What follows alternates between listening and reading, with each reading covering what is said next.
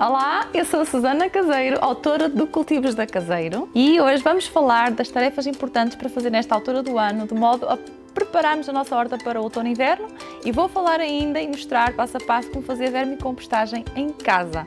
Sejam bem-vindos aqui ao meu jardim e acompanhem-me até à minha horta Segarda.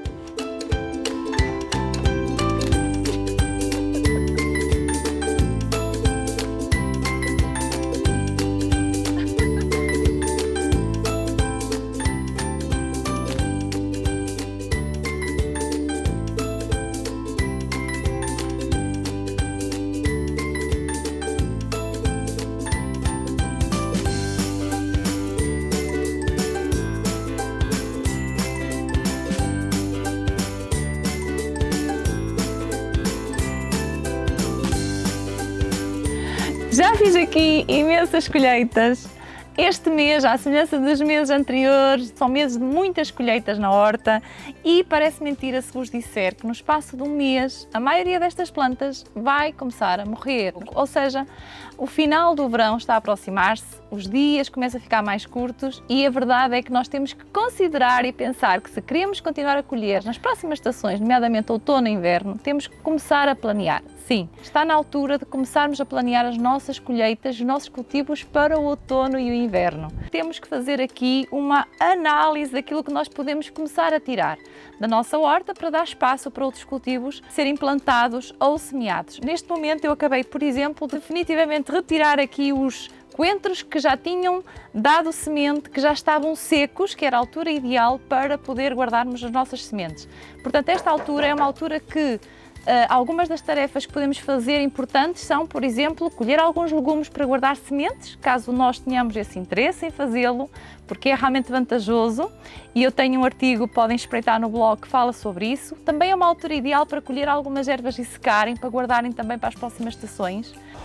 Lembram-se, plantamos há um mês atrás este pimenteiro, já crescido, com pimentos. Eu cortei na altura os pimentos que tinha e eles já deram mais. E já estão a ficar aqui estes bem na altura de colher, bem maduros. Eu fui de férias, vim de férias e tinha aqui esta surpresa boa.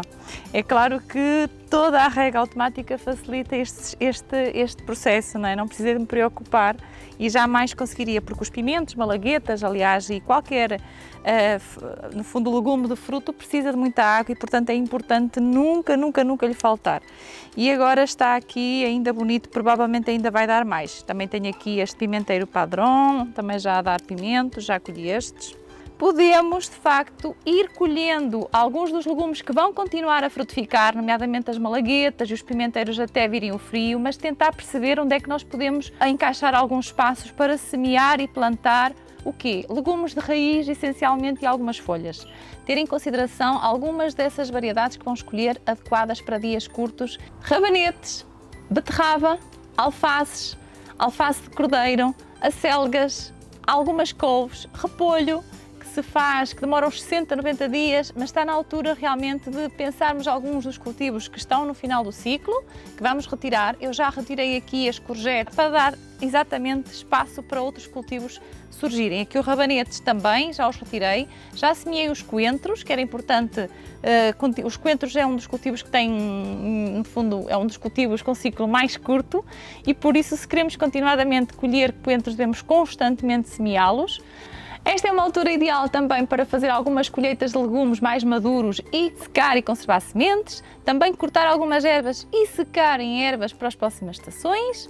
E agora vamos ver como se faz a vermicompostagem. Então, eu vou mostrar aqui, num passo a passo, como fazemos o processo da vermicompostagem. Há muitas vantagens em fazermos a vermicompostagem em casa e muitas vezes a gente tem alguma resistência a tentar porque faz confusão. Desde que eu tenho aqui a Segarda, já acaba por me facilitar todo esse processo porque, no fundo, é um módulo que tem o vermicompostor encaixado em toda a estrutura e acaba por ser mais fácil ainda porque todos os lixiviados que resultam deste processo da vermicompostagem, não é? Porque existem sempre aqueles líquidos que são os lixiviados, acabam por seguir para a água e vai regar em simultâneo então a horta já com estes nutrientes.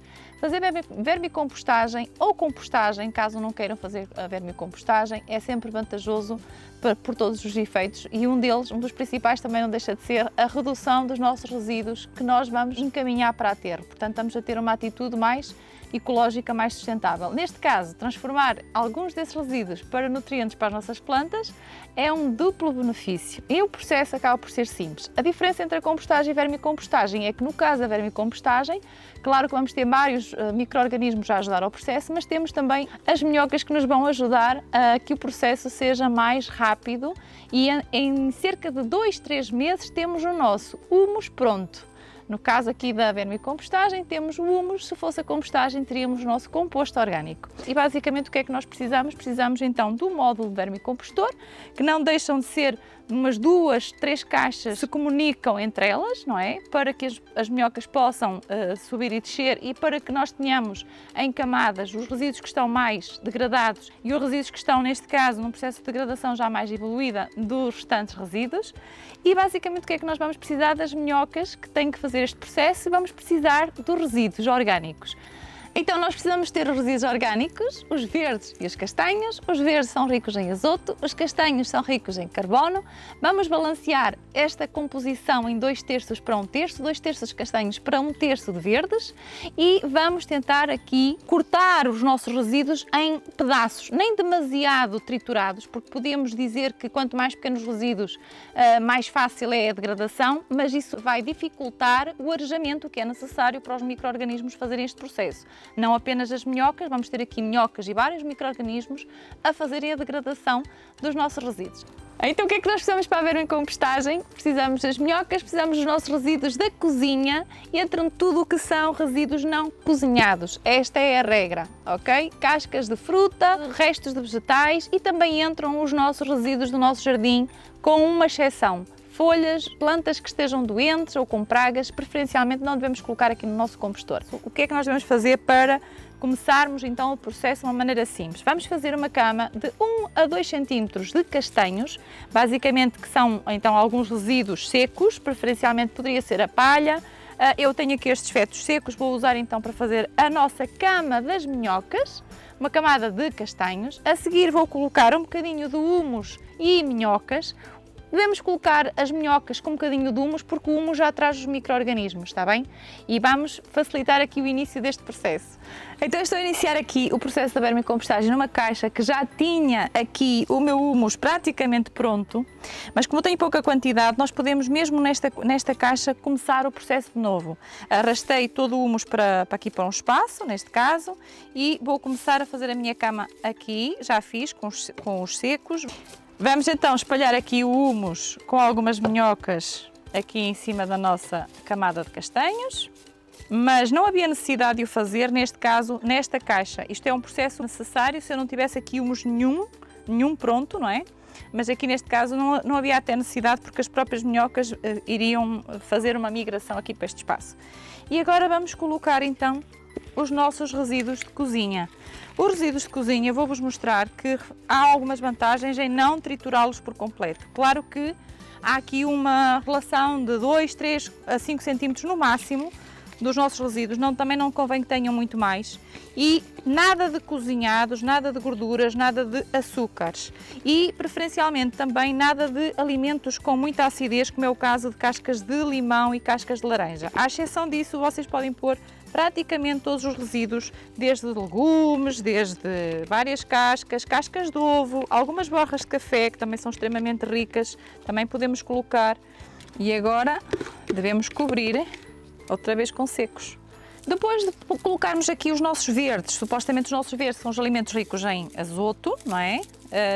Vamos colocar, aqui neste caso tem uma mistura já de algum carbono, vamos colocar e devemos sempre cobrir com os secos para que evite no fundo que haja aqui tanto mosquito a ser atraído, que não vai aqui acontecer com alguma facilidade por causa dela ser tapada. A última camada deve ser sempre de castanhos, ou seja, os nossos resíduos mais secos. Quando vocês tiverem falha desses resíduos castanhos, porque normalmente devemos sempre ir colocar no final uma camada, podemos também pôr papel. O papel, se não tiver aqui cola já à mistura, é rico em carbono e degrada-se perfeitamente. Normalmente eu tento não colocar mais do que 2 vezes por semana, que é para que as próprias minhocas se adaptem aqui e vão digerindo esta comida. Quando se inicia o processo, devemos esperar pelo menos uma semana até colocar de novo a comida. Depois da semana de arranque, podem continuar a pôr, estes resíduos vai baixando em volume, podem continuar a pôr os vossos resíduos, alimentarmos aqui as nossas minhocas.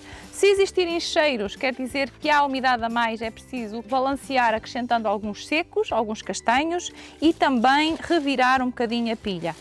E basicamente no espaço de 2, 3 meses nós a fazermos este processo tudo correr bem e se nos portarmos bem vamos ter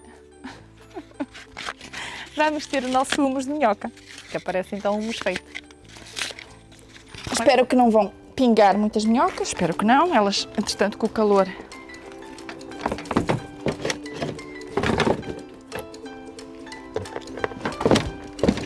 já está, ok.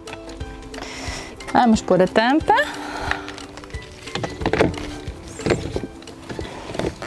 As minhocas não saem, as minhocas têm entrada de ar, têm entrada de... Há aqui umidade que vai passar destes módulos.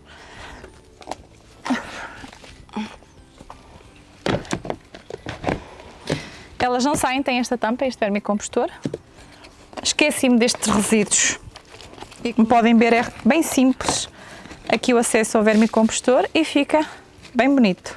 Então, já fizemos muitas colheitas, nesta altura do ano há muita coisa para fazer, sementes para colher, ervas para guardar, vimos como se faz a vermicompostagem, já sabem que se tiverem dúvidas podem partilhá-las comigo aqui nos comentários e vemo-nos no próximo vídeo, aqui na minha horta Sea Garden.